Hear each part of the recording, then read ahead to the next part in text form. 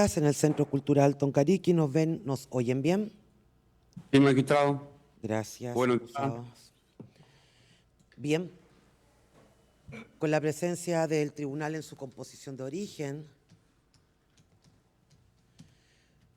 los 5 acusadores, uno de ellos conectado por la vía Zoom, debidamente autorizado, más todas las defensas y los acusados, reanudamos la audiencia el día de hoy, correspondiendo recibir las réplicas de las defensas. Les hago presente que el tiempo máximo por cada uno es de 30 minutos. Tiene la palabra don Dagoberto. Bien, magistrado, me haré cargo en esta réplica de algunos de los puntos que abordaron los acusadores en sus alegatos de término. Primer punto que se ha venido cuestionando es aquella mención que se ha hecho a los testigos reservados. Debo señalar al respecto que nuestra teoría del caso, magistrado, invariablemente, desde un inicio ha sido la misma. Hemos sostenido que toda la propuesta del acusadora, las imputaciones que se hacen a mis representados, son producto de una ficción que proviene justamente de testigos reservados, al margen de la legalidad. Y digo al margen de la legalidad porque ese fue el fundamento de la exclusión por parte del Juzgado de Garantía de Isla de Pascua, resolución que fue confirmada por la Ilustrísima Corte de Apelaciones de Valparaíso, por el mismo fundamento. Por lo tanto, no hay, como se dijo en esta audiencia, una falla de criterio de realidad del Juzgado de Garantía y menos aún de la Ilustrísima Corte. Estos actuaron y resolvieron apegados a la más estricta legalidad. Por eso, para esta defensa ha sido relevante decirlo, citarlo y reiterarlo desde el inicio de este juicio. Segundo punto, sobre la declaración del señor Najoe Jereveri. Dentro de esta misma línea argumental, debo decir que efectivamente yo no mencioné la declaración de el señor Najoe Jereveri en mi clausura. No hice mención en toda mi clausura a la declaración del señor Najoe Jereveri. Y no lo hice no porque se me haya olvidado, lo hice exprofeso, porque a mi juicio esa declaración no es suficiente ni útil para establecer la participación de mis representados. ¿Y por qué digo esto? Primero, porque en la declaración del señor Najoe Jereveri se desprende que es el único que depone en este juicio que sigue el mismo hilo argumentativo de la acusación fiscal. No se separa un ápice de sus proposiciones fácticas. Imputa acciones de la misma manera y forma que lo hace el acusador. Y ya dije de a dónde provienen esos hechos de la acusación. En segundo lugar, de la declaración que prestó el señor Najoe Jereveri en este juicio, que es esencialmente la misma que él prestó durante la fase de investigación, específicamente el 10 de septiembre del año 2019, es decir, casi 8 meses después de la ocurrencia de los hechos, cuando esta visión de túnel de la PDI, de la cual hablé en la clausura, ya estaba plasmada en los libros azules empastados que se le entregaron al señor fiscal con el contenido de esa investigación. Declaró después de 2 meses o más de 2 meses en que el propio Ministerio Público en audiencia comunicó a mis representados los hechos de la formalización. Formalización que claramente se llevó a cabo el 1 de julio del año 2019, segunda cuenta incluso el auto de apertura cuando se refiere a las medidas cautelares que se han impuesto a mis representados. Tercero, la versión del señor Najoe no tiene correlato con ningún testimonio en el juicio. Y no solo no tiene correlato, sino que es hasta contradictoria. con lo que declararon los testigos en este juicio. En cuarto lugar, más increíble resulta la declaración del señor Najoe cuando se conocen por parte del tribunal las condiciones físicas y de salud en las cuales se encontraba el señor Najoe desde que arribó al juzgado de garantía, recibe la primera agresión con la piedra, según han declarado los testigos, una segunda agresión multitudinaria en la sala de audiencia, incluso con un asta de una bandera, con el caos reinante dentro de la infraestructura donde estaba el Tribunal de Garantía, humo, gas, las agresiones que sufre desde la extracción hasta que queda en la afuera del registro civil. Más increíble resulta esa declaración que presta el señor Najoe. En quinto lugar, algunos acusadores citan, más de un acusador citó el día de ayer sobre todo, con la finalidad de reforzar esta declaración del señor Najoe, la declaración que hizo su pareja, la señora María Pérez Pérez, tanto como para dar cuenta de un supuesto WhatsApp que habría recibido esta señora, como la declaración o la versión de oídas que da esta señora respecto de los hechos que ocurrieron el 29 de enero del año 2019. Versión de oída de un tercero que no declaró en juicio y que además la declaración de la señora María Pérez Pérez fue ofrecida en este juicio y según consta en el auto de apertura con una finalidad distinta, que es para acreditar la demanda civil. Así consta en el auto de apertura cuando dice que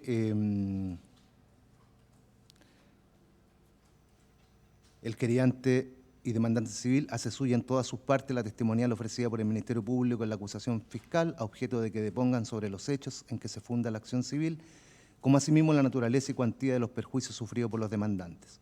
Además, y en especial para que declaren sobre el mismo punto anterior, ofrecemos a los siguientes testigos. Número 2, María José Pérez Pérez. Hablé de los testigos reservados, de la declaración del señor Najoe. Ahora voy a dar cuenta de algunas alegaciones que hicieron los acusadores y que ponen en evidencia de sus propias afirmaciones las deficiencias que se vienen denunciando respecto de la prueba de cargo. Se dijo ayer que este hecho que le imputan al señor Giovanni Patetucci de tomar el asta de la bandera y agredir al señor Najoe Hereveri al interior de la sala de audiencia del tribunal, se dijo ayer que más personas pudieron haber lesionado con el asta de la bandera a Najoe. Que esa sería una explicación razonable para lo que pasó en el juicio. Pero eso no está descrito de esa manera en el libelo acusatorio. Eso que se pretende establecer como una proposición nueva, ¿es efectivamente nueva que solamente se conoció en este juicio? ¿O no es cierto que testigos, funcionarios públicos, funcionarios de la PDI, de Gendarmería, ya 1 o 2 semanas después de la ocurrencia de los hechos, le dijeron justamente a los investigadores que eran otras las personas que acometieron al señor Najoe Hereveri con esta asta de la bandera?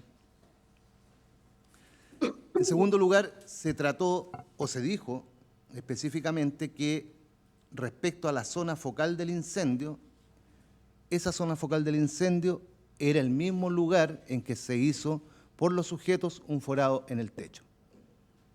Y esa afirmación no es efectiva.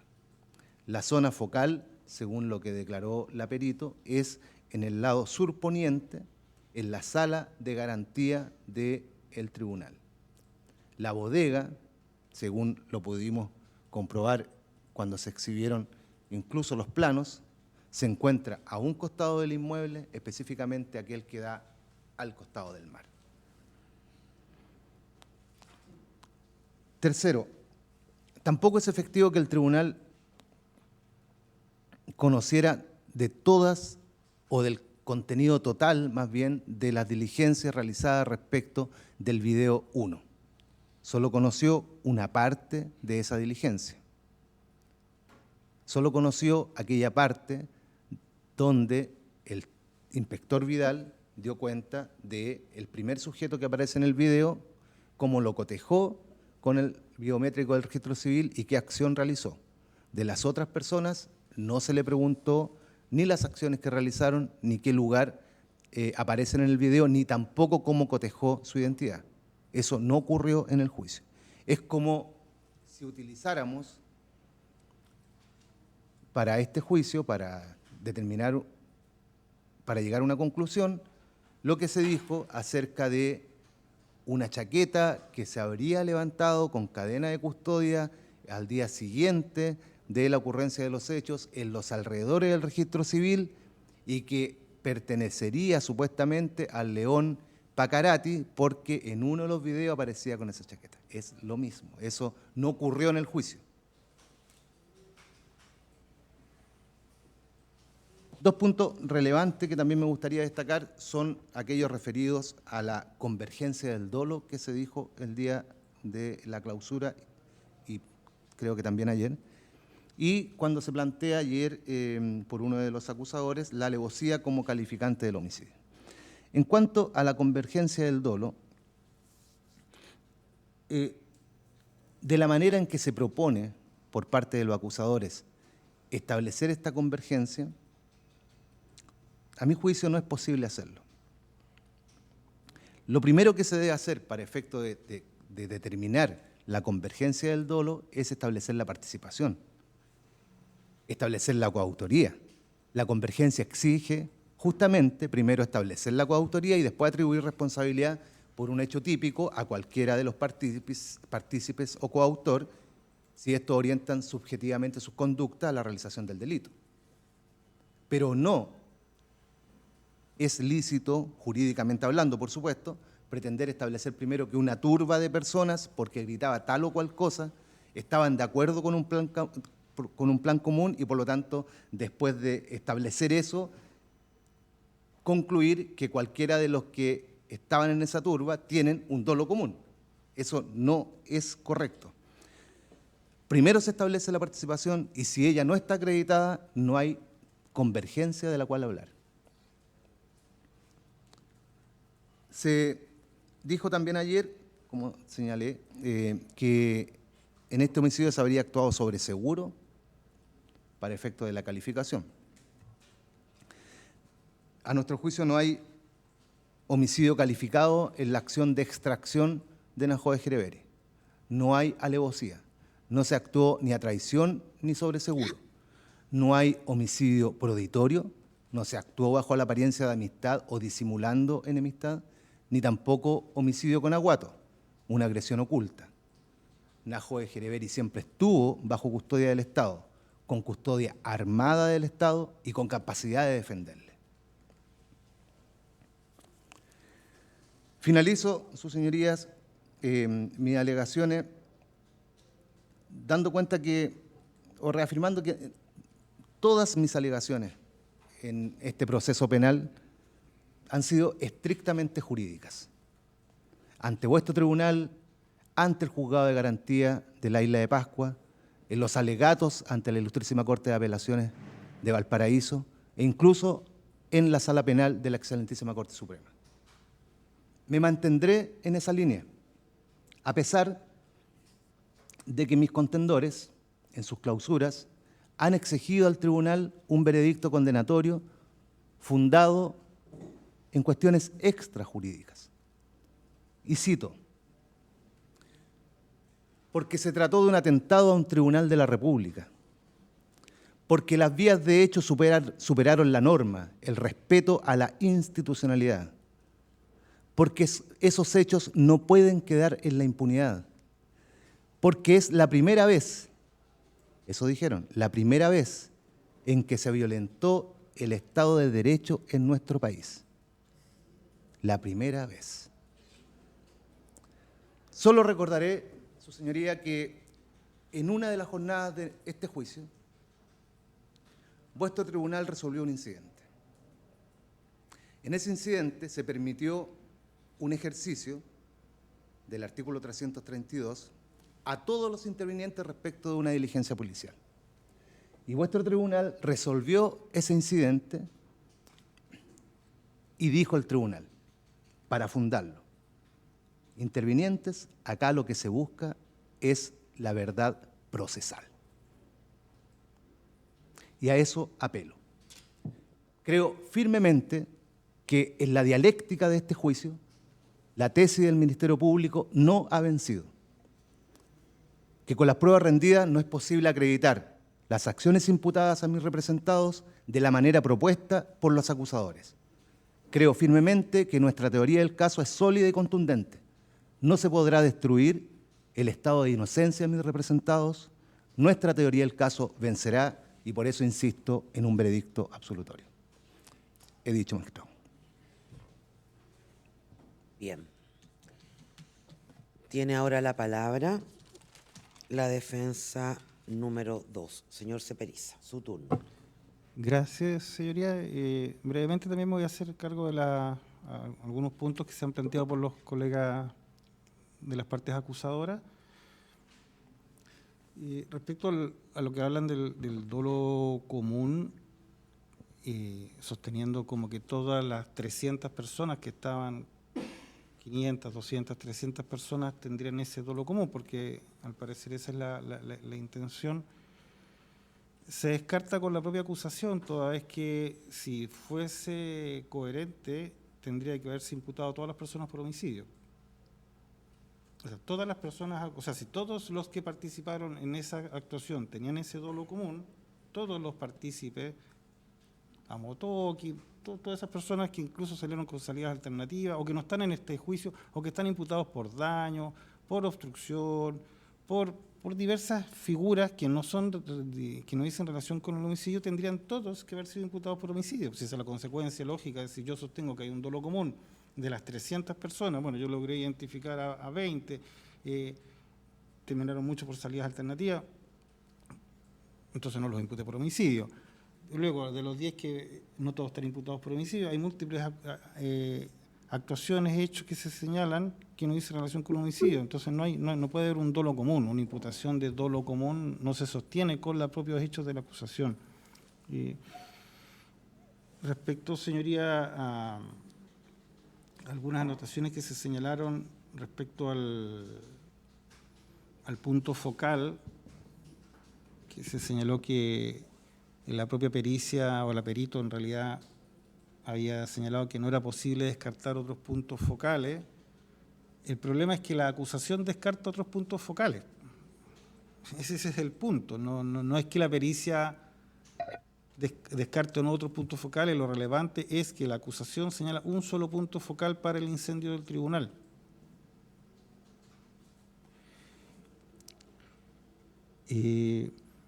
Respecto a lo que se ha señalado de algunos testigos o alguna prueba que se refirió a don Napoleón Ica, solo es reiterar la calidad de esa prueba que tiene que ser apreciada por el tribunal.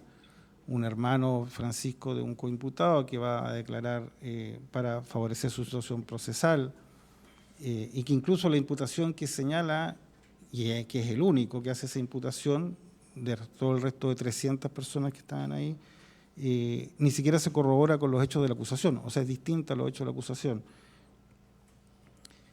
Igual cosa con el funcionario Gutiérrez, que se señaló que no era discutible, que la información que él había entregado no había sido desvirtuada por falta de credibilidad, y efectivamente, o sea, nadie descree de que él declaró que él presenció una declaración. Eso no es lo relevante es el valor probatorio que se le puede dar a ese testimonio, siendo que coimputados que habrían prestado esa declaración no han declarado en juicio y no hay posibilidad de contrastar esa supuesta declaración. Pongamos que existió, está bien, pero el punto es qué valor probatorio se le puede dar a esos dichos que tampoco corroboran los hechos de la acusación. No hay ningún otro testigo de la Fiscalía que haga esas imputaciones. Entonces, en realidad, lo que se imputa a Napoleón es en base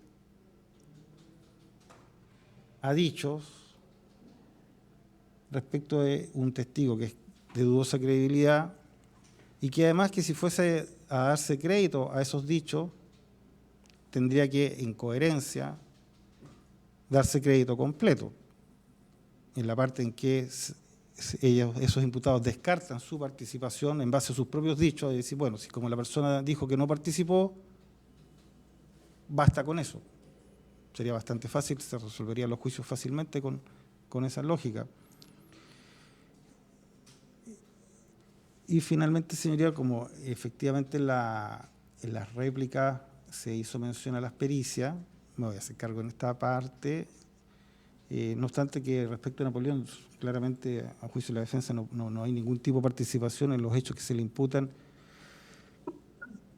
Sí, la persona que se juzga es una persona a juicio de la defensa que tiene hay que analizar qué tipo de juicio y reproche se le puede hacer.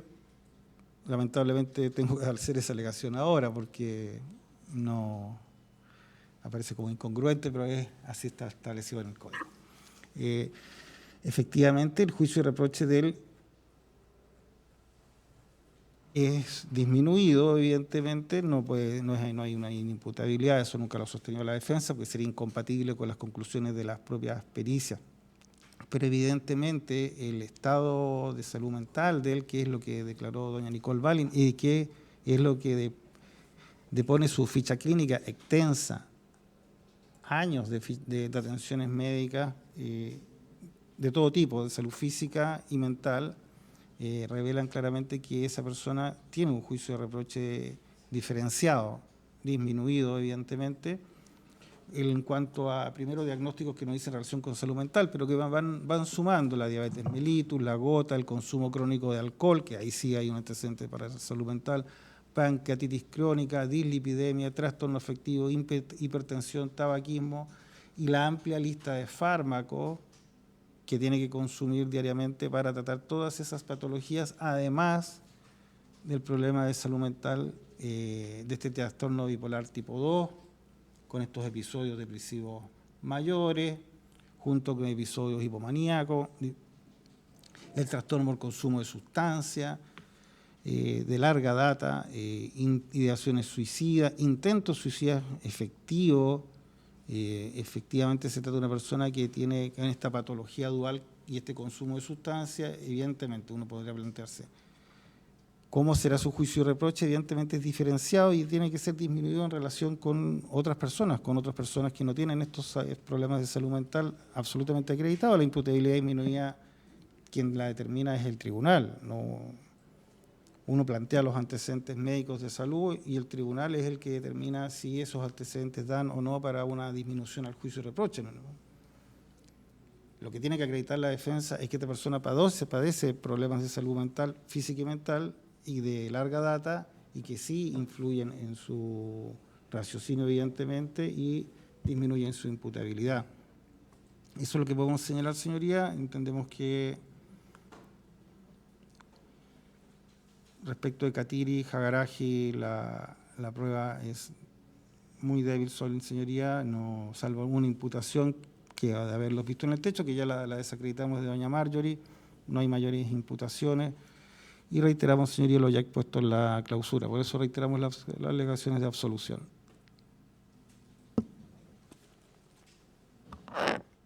Corresponde ahora el turno a la defensa número 3. Don Claudio tiene la palabra. Muchas gracias, señoría, señora presidenta. En principio, señoría, hacer propias las alegaciones de mis colegas codefensores en cuanto a los testigos reservados que claramente han sido excluidos, no prestaron declaración en este juicio y que fueron el origen eventualmente de las proposiciones fácticas imputables a través del nivel acusatorio. Asimismo, en cuanto al tema del dolo común, tal cual como lo dijo mi colega Iván Ceperiza, si todos tenían dolo común, todos debieron ser imputados. Y incluso más en el caso de mi representado, debió ser imputado por incendio, situación que no ocurrió, nunca se le imputó. Reiterar y ratificar lo expuesto a lo largo de todo el juicio, desde el inicio hasta la clausura, en cuanto a la inocencia de mi representado, señoría, el cual no participó en ninguno de los ilícitos que pretende el Ministerio Público, los acusadores, culparlo. ¿Y por qué? Por una prueba defectuosa, por falta de prueba, por lo que se virtió en este juicio y por lo que no se vio, porque hubieron varias cosas que no se vieron. Su señoría, uno de los principales testigos que tenía el persecutor y que lo liberamos, pero que no declaró, fue el señor Bernardo Toro, el juez del Tribunal de la Isla de Pascua, quien tenía un conocimiento pleno, directo, presencial respecto a lo que pasó. No vino. ¿Por qué? No lo sabemos. Duda más que razonable. Su señoría también indicar que se le hace indicado a Jonathan Araki Pagua como el líder, eventualmente, de una revolución. En primer término, claramente esto no era una revolución. Esto era un sentimiento que expresó el pueblo Rapa Nui respecto de un hecho doloroso que afectó a quién, a una familia, a un clan. Y eso fue lo que sucedió. Se manifestó quién, el pueblo Rapa Nui. Y por eso habían 200, 300 o 1000 personas a las afueras del juzgado de garantía de Isla de Pascua. Su señoría también indicar que la Real Academia de la Lengua indica que un líder es aquella persona que dirige o orienta un grupo y ese grupo reconoce su autoridad. Yo me pregunto, ¿qué autoridad tenía mi representado Jonathan Araki Pagua? Ninguna. Incluso más, estaba de Franco. ¿Qué fue lo que hizo? Situarse en el lugar, concurrir a manifestar su dolor, encontrarse entre la multitud de 200, 100 o eventualmente 1000 personas, pero más no guiar a nadie. Su señoría indicar que los hechos del pasado 29 de enero fueron fatídicos, pero claramente el ambiente que se vivía era un ambiente de dolor, de afectación. Por eso todos concurrieron. No existió una premeditación entre nadie. No existió un acuerdo de voluntades. Fueron cosas que se fueron dando de manera espontánea ese día de los hechos, con cada persona con su motivación personal. Llámese rabia, llámese búsqueda de justicia, llámese dolor, llámese contención. Pero claramente, señoría, no había una concertación, no había un dolo común. La gente no se puso de acuerdo. Se hablaron también, señoría, por parte de los acusadores, que eventualmente, y uno en particular en Gendarmería de Chile, nos dijo que este video duraba 6 o 7 minutos. Pero, su señoría, había más de 100 videos que tenía la Fiscalía. Y esos no fueron aportados. Y los que aportaron, ¿qué mostraron o qué se observó? A mí representado de manera pacífica en el lugar donde se situaron los hechos y que su propio jefe, el señor Ibáñez, dijo que estaba en una actitud pacífica. Pacífica, su señoría, no con palos, no con elementos contundentes, no con piedras. Nuevamente, su señoría, y respecto del tema del homicidio, mi representado nunca tuvo un acercamiento, una vinculación directa, ni siquiera un enfrentamiento pequeño de palabras con el señor Najoa Jereberi. Nunca estuvo cerca del señor Najoa Jereberi, porque es más, siempre estuvo en el exterior de este tribunal, nunca ingresó. Mal podría de alguna manera imputarse la autoría respecto de un hecho del cual nunca participó.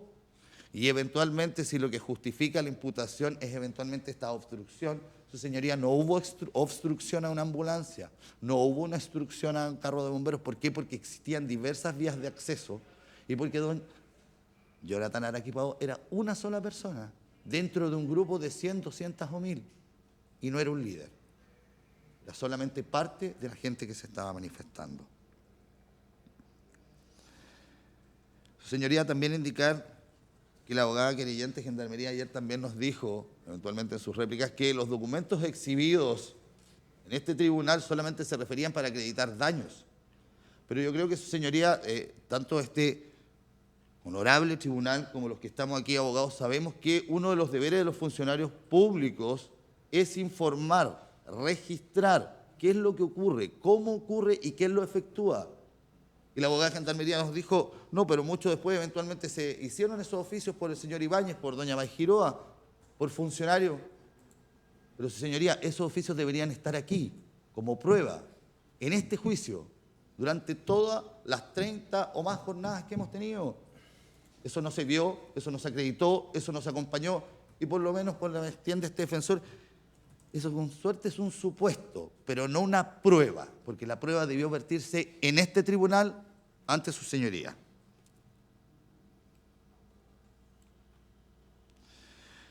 Su señoría, también indicar que en cuanto al tema de las lesiones, Todos los acusadores dijeron que eventualmente Jonathan Araki lesionó a sus compañeros, pero raramente al ser consultados directamente por este defensor en estrado ante su señoría, ellos dijeron que no los había lesionado, que esas lesiones eran provocadas, ¿por qué? Por la multitud, por la gente. Es decir, su señoría, la propia prueba de cargo da cuenta de la no participación y no comisión de esos hechos, y por lo mismo, señoría, la inocencia de mi representado.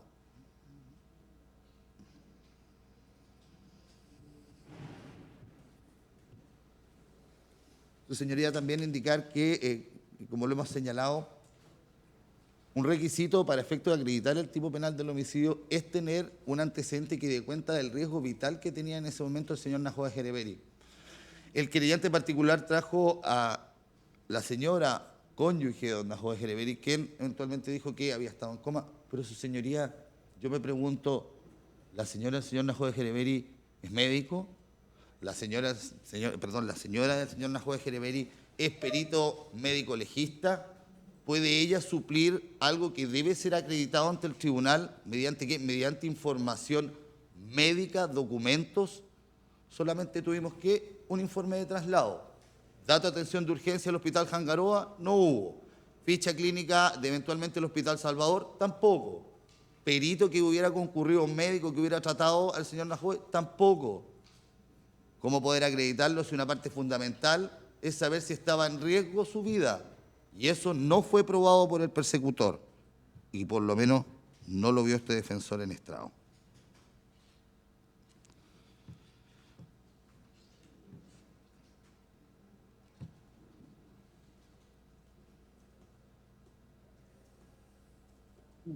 Contradicciones múltiples, su señoría, en la prueba de cargo. Prueba de la defensa que da cuenta de que, ¿dónde estaba mi representado? ¿Con quién? Lo dijo su prima, estuvieron en el exterior, observaron lo que ocurrió. Su señoría, deficiencias también, el tema de la camioneta.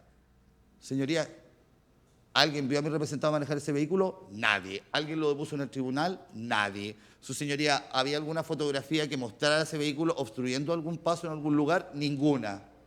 ¿Cómo puede probarse entonces? ¿Por qué? Por un testigo de oídas, el señor fiscal o el señor Ibáñez, que eventualmente dijo que le había visto. ¿Dónde estaba? ¿Dónde se situaba? No existe prueba de ello. Y volvemos a lo mismo, señoría. ¿Cómo un vehículo podía haber impedido el paso para efectos de que tanto un carro de bomberos o una ambulancia concurrida se existían por lo menos 3 vías de acceso? 3 vías. Y una que es fundamental, la que está en la parte trasera del tribunal, entre medio, entre la cancha y el tribunal.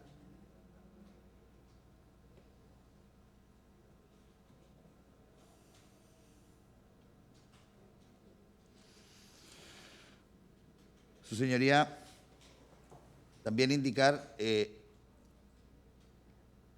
por lo menos los videos que observamos nuevamente, y con esto no quiero ser reiterativo, pero eran la prueba fundamental de cargo del persecutor.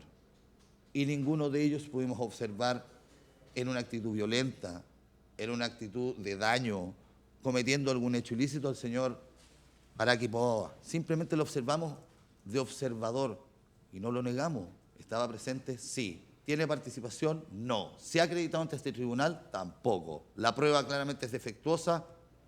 Creo que su señoría podrá observarlo y con ello eventualmente dictará un veredicto.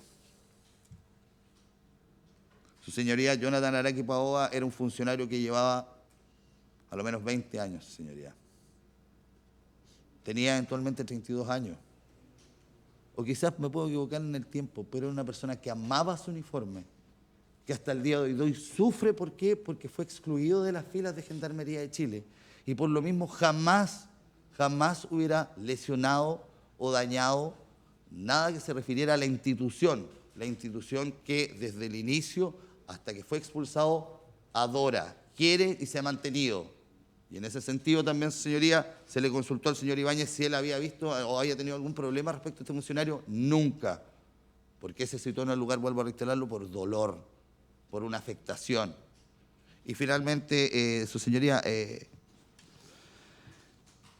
cuando se habla del pueblo de Rapa Nui, y por lo menos lo hace este defensor, no es porque quiera restarle, obviamente, lo relevante. Y como lo dijo mi colega don Dagoberto, aquí debe ser un fallo en cuanto a lo jurídico, pero sí tampoco debe olvidarse que las circunstancias que rodean un hecho también deben ser consideradas al momento del juzgamiento.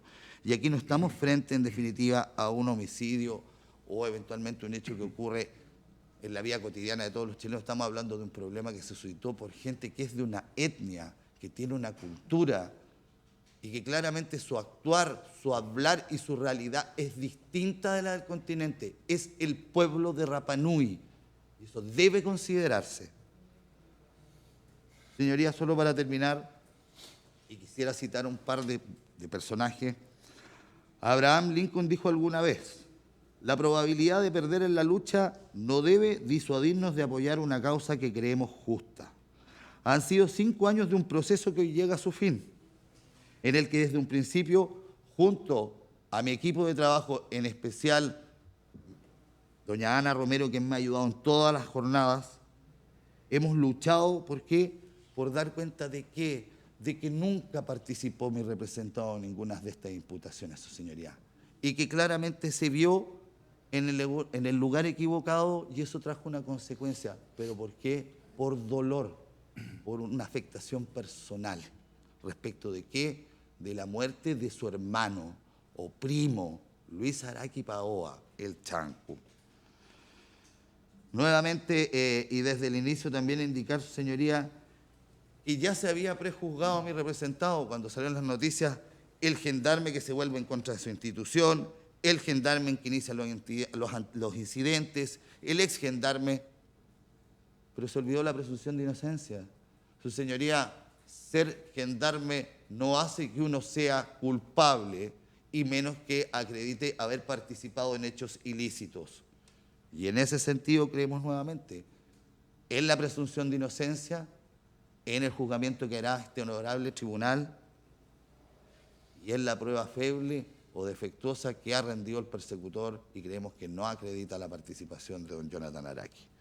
Finalmente, y para cerrar, creo que estos 5 años han sido de una lucha ardua por parte de todos los defensores.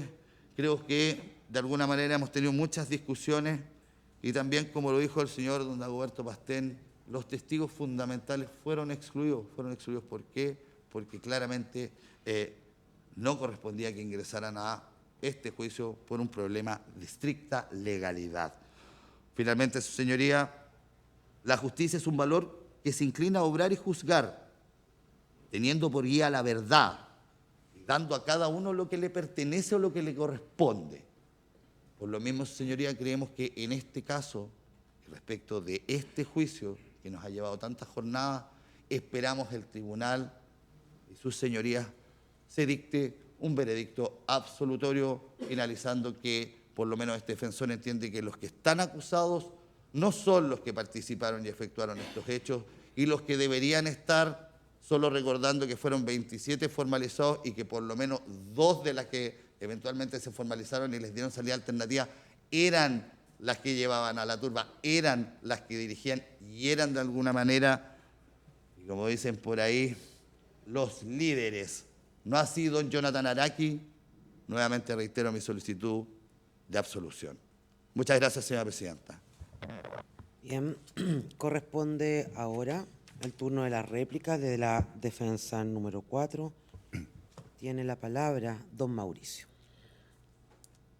Muchas gracias, señora jueza presidente. Muy buenos días, honorable tribunal. En este acto vengo en replicar los alegatos de clausura y en este sentido ratificamos nuestras palabras que sirvieron de base en el alegato de clausura de mi parte, solicitando la absolución de don Nicolás Guillermo Pon. Y me hago cargo de algunas partes o secciones de los alegatos del ente persecutor, del Consejo de Defensa del Estado y de la delegación provincial. En lo que respecta al delito de incendio y a la supuesta participación de mi representado en tales hechos. En primer término, debo señalar que el Ministerio Público y el ente persecutor, en sus ambos alegatos de clausura, no menciona ni habla de forma alguna respecto de mi representado o de la autoría de don Guillermo Nicolás Pon Pon en los delitos de incendio. Y ello creemos que obedece, ¿cierto?, a la falta o ausencia de prueba que existe para inculparlo hoy día en estos hechos. Hemos escuchado a los acusadores en 2 jornadas en sus alegatos reconocer hidalgamente que la prueba ha sido insuficiente, que la prueba ha sido débil, incluso un querellante dijo que había lagunas de prueba. Y en eso estamos todos de acuerdo.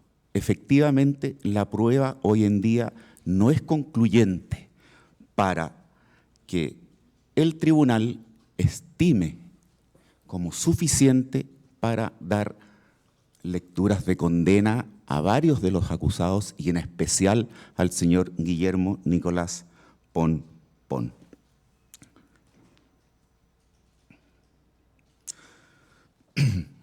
Nosotros, en particular, este defensor, le solicitamos al tribunal todo lo contrario, que con la prueba que hoy hay, ajustándose a derecho y a los principios imperativos del derecho penal, entre ellos el de la inocencia, salvo que se pruebe lo contrario, se absuelva en definitiva a mi representado. Honorable tribunal, entre la doctrina y los jurisconsultos existe una frase muy antigua en latín, una frase de antología angular que ha servido de base para el derecho procesal penal y para la magistratura al momento de fallar o de absolver. Mi profesor de procesal, José Bernales Pereira, que en paz descanse, nos hablaba en latín de esta frase. Yo no soy audo en el latín, así que la digo en español. Y dice, lo que no consta en el mundo no consta, lo que no consta en el expediente no consta en el mundo. Vale decir que le impone un deber categórico al tribunal de condenar o absolver con la prueba que en juicio se ha rendido. Y esa prueba que en juicio se ha rendido después de 4 semanas es absolutamente insuficiente para condenar al señor Guillermo Nicolás Pon Pon. Respecto del incendio, los querellantes en sus alegatos de clausura señalaron, ¿cierto?, que coincide el incendio con la bodega donde estuvo guarnecido el señor Najoe Jereveri y el suboficial mayor Gutiérrez, en la que 3 o 4 sujetos hicieron un forado en el techo y vertieron combustible y pasto encendido por dicho forado hacia donde estaba Najoe Jereveri y el suboficial mayor Gutiérrez Brown. Magistrados, no hay evidencia ni prueba alguna que acredite eso. Se mostraron los videos techos 1, 2 y 3, se mostraron videos del incendio, y en especial los videos 2 y 3, que dan cuenta de 4 personas que hay en el techo, premunidos con una picota, se les observa claramente arrojar piedras por ese forado hacia adentro. Piedras, solamente piedras, como una y otra vez lo dijo el oficial Gutiérrez, que en todo momento estuvo con el imputado Najoe Jereveri en dicha bodega, al igual que en algún momento lo estuvo la defensora Jessica Aguilera. Repreguntado al señor Gutiérrez por el Ministerio Público y por el Consejo de Defensa del Estado y por las defensas, ¿qué era lo que se tiraba de arriba? El señor Gutiérrez Brown dijo una y otra vez, insistentemente, que solamente tiraban piedras y que él, de espalda al señor Najoe Jereveri, miraba hacia arriba y de arriba estas personas miraban hacia abajo. ¿De dónde sacaban esas piedras? El señor Gutiérrez Brown señala que las sacaban de la pirca que estaba al lado colindante a la bodega. Por lo tanto, magistrado, vuelve a haber una prueba insuficiente, y más que una prueba insuficiente, una falta de prueba, que además vale decir que ninguno de los testigos reconoció a mi representado en ese momento. Es más, teniendo la oportunidad el ente persecutor o cualquiera de los querellantes, o incluso el mismo tribunal cuando declaró Najoe Hereveri aquí en forma presencial, podría haber hecho una rueda de reconocimiento como se hizo en otros ejercicios durante el juicio. Y se le podría haber preguntado, señor Najoe, de las personas que están en la audiencia como acusados, ¿es alguno de los que usted vio en el techo? No se hizo, su señoría. Volvemos a una falta de prueba. Vagamente, el señor Najoe habla de apodos, ¿cierto? ¿Y por qué es importante? Porque esos apodos, esos nombres son los que después lo llevan a confundir en la persona de mi representado, que nunca es y jamás será hijo del famoso Guata, como dice Najoe Hereveri.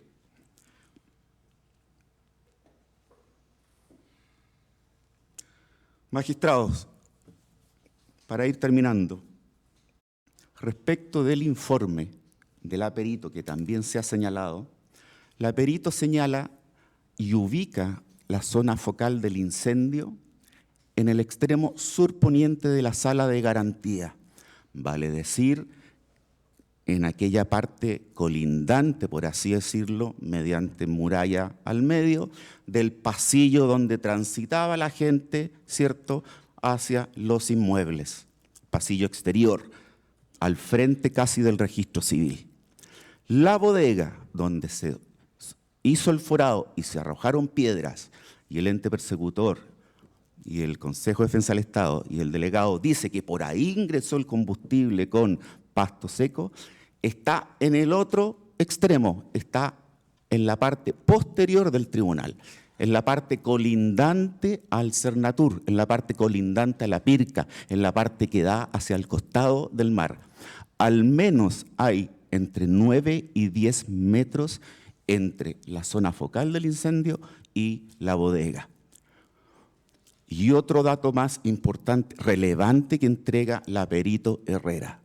Ella señala que el incendio se produjo en un lugar cerrado, sin oxígeno, sin ventilación. Si se hubiese producido en la bodega, como acusa el Ministerio Fiscal, la bodega era un lugar abierto con el tremendo forado que estaban arriba personas tirando piedras.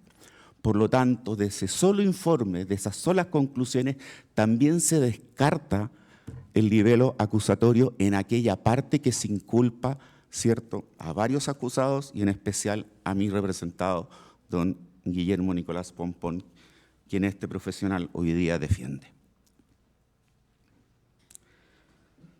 Por último, si el Ministerio Público y los querellantes se basan en la declaración del funcionario de PDI, González Soto, en que ubica a mi representado en el lugar de los hechos, debe tomar toda la declaración y no dividirlo, señalando que mi representado llega al lugar de los hechos a las 6 de la tarde.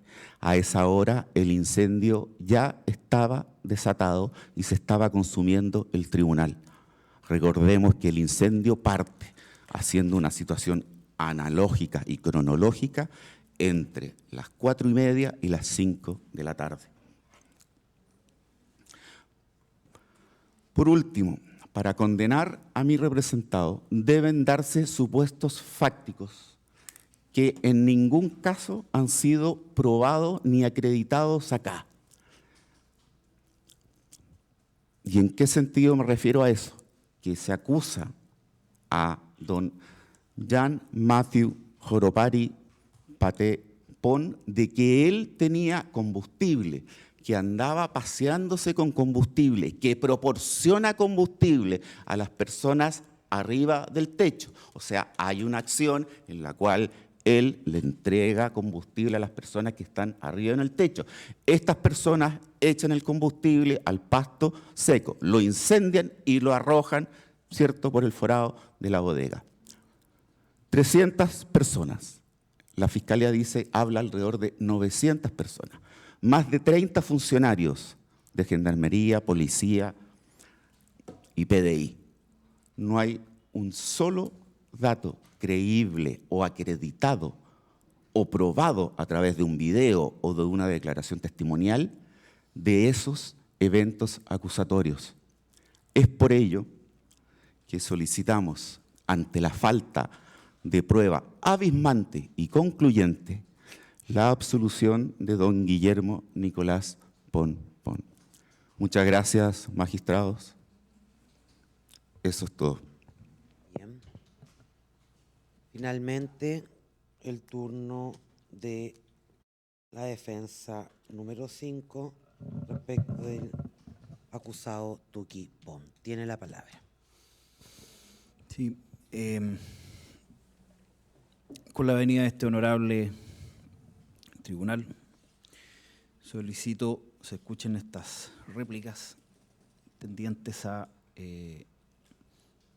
ratificar la tesis absolutoria de esta parte respecto de don Jean-Mathieu Joropari Tuki Pont. Su señoría, quisiera iniciar con una referencia que ha hecho mi colega Acuña respecto a los hechos en los cuales se involucra a mi representado. ¿En qué sentido, su señoría? Que a él, a diferencia de los otros imputados, se le ubica en una situación fáctica adicional a la de la comisión directa del incendio. Es decir, como bien dice el señor Acuña, a mi representado se le ubica no solamente virtiendo supuestamente combustible desde el techo del juzgado de garantía, desde la sala destinada a juzgado de garantía, o bien haciendo un forado para tal efecto, sino que además, su señoría, se le sitúa muy concretamente paseándose con combustible y suministrando combustible. O sea, es un supuesto fáctico que contiene, si se quiere decir, dos partes. Sin embargo, su señoría, y extrañamente, ninguna de esas dos partes ha sido probada, ¿eh? Pese a que al menos la primera, es decir, haber suministrado combustible, haberse paseado con combustible, es única a su respecto, es decir, ningún otro imputado está acusado de eso, y en este caso, raramente, su señoría, no hay ninguna prueba sobre aquello, ¿eh? Entonces nosotros nos preguntamos cómo aquella aseveración consta entonces en el libelo acusatorio, y su señoría, no podemos más que pensar razonablemente que esa prueba era o estaba o iba a ser producida a partir de los testigos reservados y de aquella prueba que, en definitiva, el Ministerio Público no acompañó por las razones que ahí expresa. El Ministerio Público señala no haberlo hecho, ¿no es cierto?, por protección a la integridad física, a la integridad psíquica de aquellos testigos, atendido, ¿no es cierto?, la realidad social de Rapa Nui. Como sea, su señoría, aquello no lo hizo, y al no hacerlo, su señoría, en la versión de esta parte, digamos, ¿qué hace el Ministerio Público para solucionar dicho vacío? Pretende, su señoría, involucrar a mi representado, por cierto, a los otros imputados también, pero pretende involucrar a mi representado en una suerte de hipótesis de dolo común, ¿ah? En una suerte de concepto de culpa grupal, que por cierto, su señoría, está de alguna manera reñido con el sistema legal occidental, ¿ah? ¿Por qué digo esto, su señoría? Porque respecto de mi representado, por más que los acusadores se esfuercen en ir en esa dirección, no existe ninguna prueba que lo sitúe directamente o concretamente en la comisión de algún hecho relativo al incendio. ¿A qué me refiero, su señoría? A que la única prueba que existe es la declaración de doña Marjorie Espinosa, quien vagamente o genéricamente señala haberlo visto entrar con la turba al tribunal. Palabras de la propia testigo. Entonces, su señoría, ¿qué es lo que hacen los acusadores ante esta situación? Levantan la idea que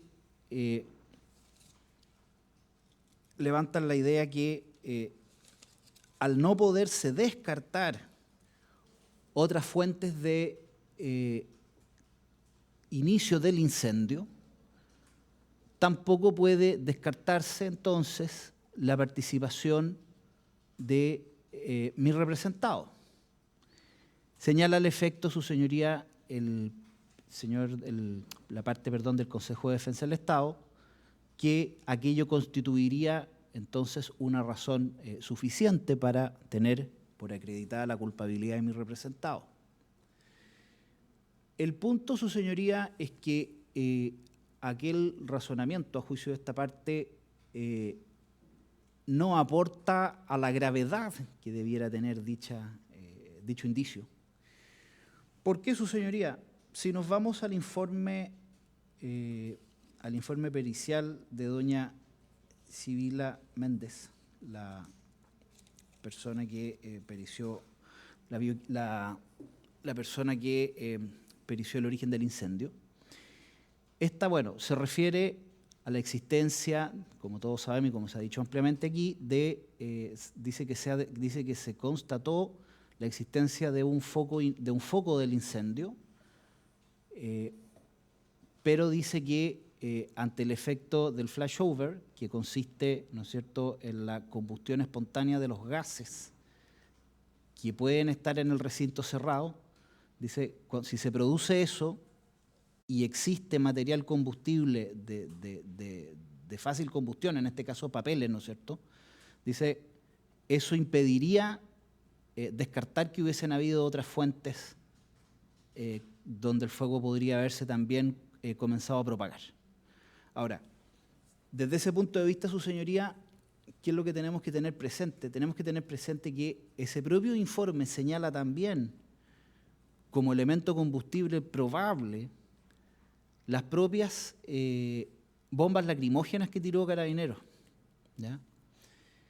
Entonces, en este sentido, yo no estoy diciendo que Carabineros haya sido responsable, sino que lo que quiero decir, en la secuencia lógica, claramente, si uno aplica el principio de razón suficiente, que ha sido invocado por el Consejo de Defensa del Estado, podría también, entonces, concluir dicha hipótesis, que me imagino que al tribunal se le revelará naturalmente como absurda. El tribunal se va a resistir a considerar eso.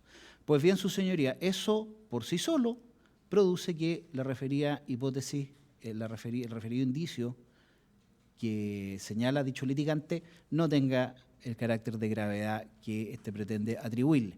Y en este sentido, su señoría, voy a remitirme a la declaración del fiscal, del señor Vaso, concretamente, su señoría, en la página 7 de aquella. Este señala que, estando dentro del tribunal, se comenzó a percibir un olor a humo y también a gases lacrimógenos. ¿Bien? Y él mismo señala, su señoría, que intentando precisar la cronología de cómo se produjeron estos gases y este humo, dice que estaban los humos de un incendio, dice, y en algún minuto Carabineros arrojó bombas lacrimógenas que se sintieron al interior del lugar. O sea, si aplico esa afirmación al principio de razón suficiente, uno podría construir perfectamente la hipótesis de que una granada lacrimógena podría haber, ¿no es cierto?, producido el incendio. Y por los motivos que he señalado, aquello no tiene la gravedad suficiente para dar por acreditado tal hecho. Su señoría, en otro punto, y también sumándome a lo que ha dicho el colega Acuña, se tiene por acreditada la participación de su representado en la supuesta comisión del incendio a partir de la declaración dada por el mío, que lo habría visto en aquello, ¿no es cierto? Pues bien, su señoría, aquí existe, como lo ha dicho el señor Acuña, una injusticia evidente o una falta de rigor lógico evidente de parte del ente persecutor en cuanto a que está dividiendo dicha confesión, utilizándola para acreditar la participación de uno de los imputados, pero desestimándola u omitiéndola en la parte en la cual ésta sirve para situar a mi representado fuera, por así decirlo, de la comisión del incendio, más concretamente, su señoría, lanzando piedra. Bien. También su señoría, y volviendo al tema de la forma de comisión del incendio, y en lo que dice relación con una afirmación que el Consejo de Defensa del Estado atribuye a esta parte, debemos decir lo siguiente: se dice por parte de dicha repartición que esta parte habría señalado que la declaración del testigo señor Rivas no podía haber sido complementada. ¿En qué sentido? En el sentido que él, cuando declara en este proceso, hace referencia a que él sintió olor a combustible y que conocía dicha característica por haber trabajado en la parte mecánica de Carabineros y haber conocido, ¿no es cierto?, el olor del combustible. Olor que, por cierto, todos nosotros conocemos. Pero, en fin, se señala eso en el juicio, pero no se señaló con anterioridad al juicio. Lo que esta parte está diciendo, su señoría, no es que exista una prohibición intelectual o procesal de poder complementar la declaración, sino que lo que esta parte señala, su señoría, es que la declaración del señor Rivas está contaminada. ¿En qué sentido? En que él mismo ha señalado en su declaración que con anterioridad al juicio tomó contacto, según él dice, con sus compañeros. ¿Bien? Es decir, con otros testigos de esta causa, y de tal manera, su señoría, esta parte entiende que, o presume, puede presumir perfectamente que la agregación de este hecho, ¿no es cierto?, hablar de benzina, es decir, sugerir que acá hubo combustible, ¿bien?, es algo que bien puede haber nacido de haberse contaminado su testimonio. Esta parte, reitero, afirma, eso es lo que esta parte afirma, no que no se puedan variar los hechos en una declaración posterior, sino que se está haciendo referencia a que esta parte entiende que el motivo de dicha variación podría ser procesalmente espurio. Eso es lo que esta parte ha querido señalar, su señoría, y es lo que queremos aclarar.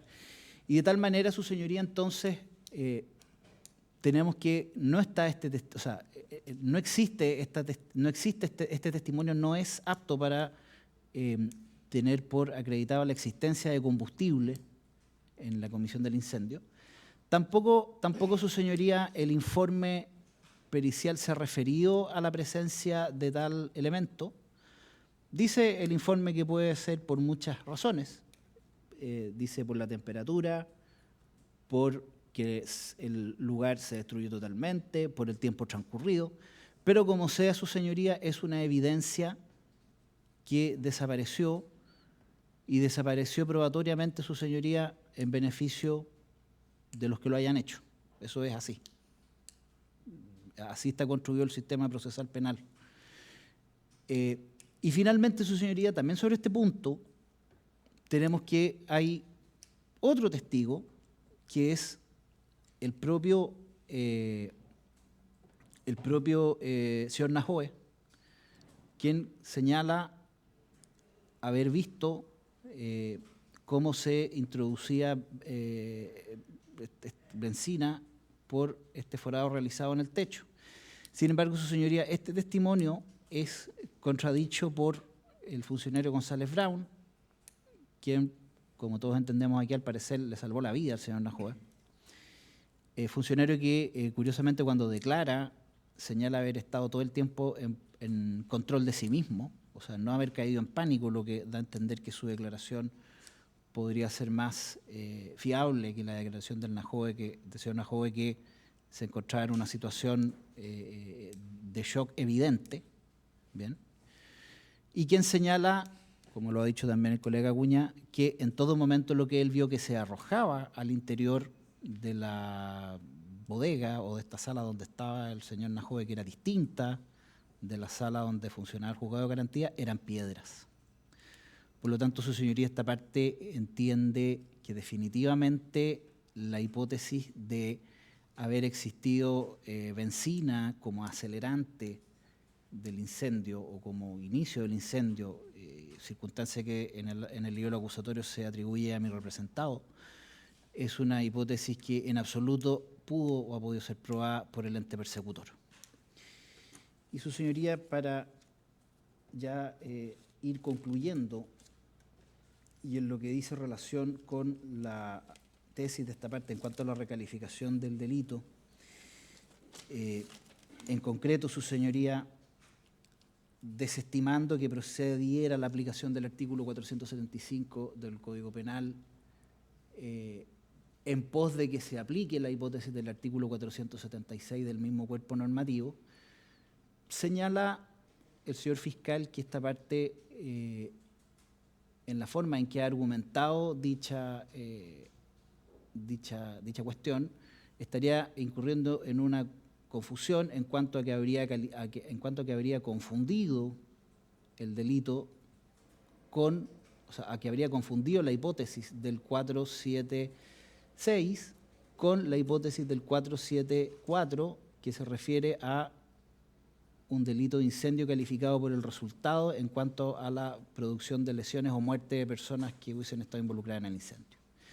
Su señoría, no es lo que esta parte ha querido decir. Esta parte, si bien ha mencionado como parte de su argumentación la inexistencia de lesionados, la inexistencia de víctimas, ¿no es cierto?, o la inexistencia de personas que se hayan quemado por este incendio, lo hace en pos de solicitarle al tribunal la aplicación de un criterio interpretativo del artículo, respecto del artículo 475 del Código Penal, que se refiera a la proporcionalidad del resultado, en el sentido de querer señalar que la peligrosidad del hecho no cumple el estándar exigido en el artículo 475 y que en tal sentido se debiera aplicar la pena del artículo 476, principalmente en razón de la gravosidad de la pena de la sanción establecida en la primera de las normas citadas. Eso es lo que esta parte ha querido señalar su señoría. No es que haya incurrido en ninguna parte en la confusión normativa que pretende el ente persecutor. Finalmente, su señoría, hacer presente que en su alegato el ente persecutor ha señalado, para desmentir la idea de esta parte en cuanto a que no existió un peligro grave para la integridad de las personas que estuvieron dentro del recinto, hace alusión a la declaración del fiscal señor Vaso, atribuyéndole a este haber señalado que al momento de los hechos sintió que su vida corría peligro, sintió temor, sintió miedo de morir. Su señoría, aquello es una inexactitud porque analizada esa parte de la declaración del señor Vaso, concretamente la página 14, lo que él dice de hecho es que en ese momento no evaluó dicha situación porque se encontraba en un estado de shock y por el contrario señala, a manera de una reflexión posterior que él realiza, ¿no es cierto?, al momento de prestar la declaración, que pensando en forma retrospectiva, considera que quizás podría haber ocurrido un resultado fatal o un resultado lesivo, etc. Y en este sentido, su señoría, por lo cual esta parte mantiene la tesis absolutoria de don Jean Mathieu Joropari Tuqui Pont. Muchas gracias.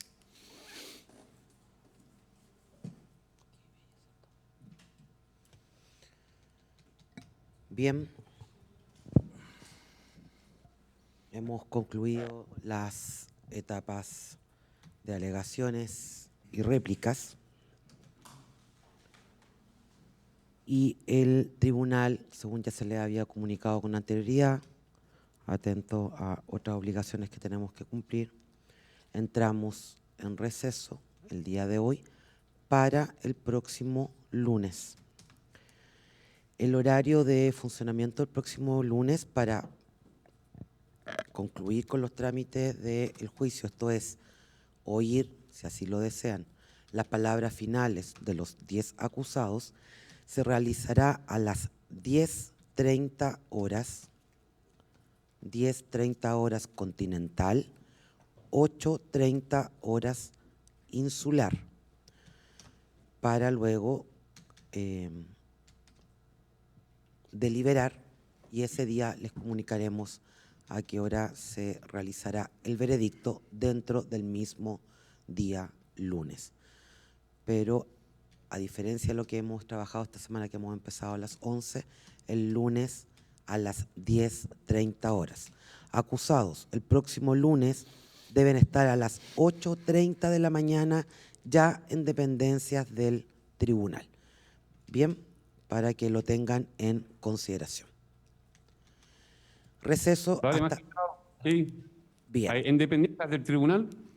Perdón. ¿No aquí en el Centro Cultural? No me expliqué bien. En dependencias del Centro Cultural, donde mismo están hoy, el Ya, próximo lunes a las 8:30 horas. Ya, sí. Gracias, magistrado. Que estén muy bien. Buen día. Buen fin de semana para todos. Receso hasta el próximo día lunes. Que estén muy bien. Gracias.